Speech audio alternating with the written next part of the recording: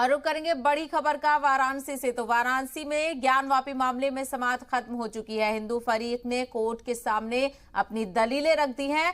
पीर को अगली समाअत का वक्त मुकर्रर किया गया है, यानी ज्ञानवापी मामले को लेकर अब अगली समाअत पीर को होगी। यानी 2 दिन का वक्फा लिया गया है। अब 2 दिन के बाद ज्ञानवापी मामले को लेकर समाअत होगी। लगातार वाराणसी जिला कोर्ट में ज्ञानवापी मामले की समाअत मुसलसल देखी जा रही है। हिंदू फरीक हो या मुस्लिम फरीक हो, दोनों लोग अपना अपना पक्ष रखते हुए नजर आते हैं। और अब अगली सुनवाई जो है वो पीर को की जाएगी।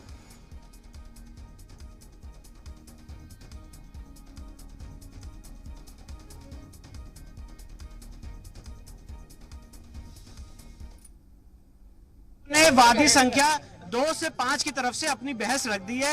साथ ही साथ वक्फ एक्ट यहाँ पे कैसे अप्लाई नहीं होता है। जो मुस्लिम्स ने कहा था कि वक्फ नंबर 100 के रूप में दर्ज है, उसके लिए कोई डॉक्यूमेंट नहीं फाइल किया, गजट नोटिफिकेशन नहीं दिखाया गया है, कब दर्ज किया गया, कहां दर्ज किया गया, उसके कोई डिटेल नहीं है।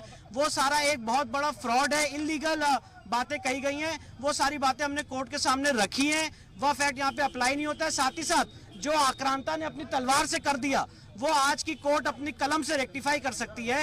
ये सारे आर्गुमेंट्स हमने कोर्ट के सामने विस्तृत रूप से रखे हैं। मेरे सीनियर सुधीर त्रिपाठी जी, सुभाष नंदन चतुर्वेदी, हरिशंकर जैन साहब ने, हम चारों लोगों ने वादी संख्या 2 से 5 के लिए अपने आर्गुमेंट्स रखे। हमारा आर्गुमेंट कंक्लूड हो गया है। अब जो राखी सिंह है, उनके वकील मंडे को अपनी बहस करेंगे।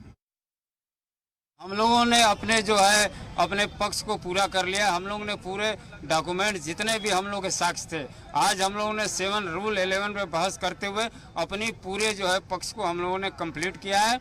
और वक्फ बोर्ड की क्या हैसियत है, वक्फ बोर्ड बिना प्रोसीजन के, बिना गजट के, बिना सूचना के किस तरह से उन्होंने दस्तावेज में अपने नाम दर्ज किए हैं। जैसे कहा जाता था कि वक्फ बोर्ड में वक्फ में 100 नंबर का जो उन्होंने जिक्र किया था, वो केवल फ्रॉड है, कहीं कोई उनके पास दस्तावेज नहीं है।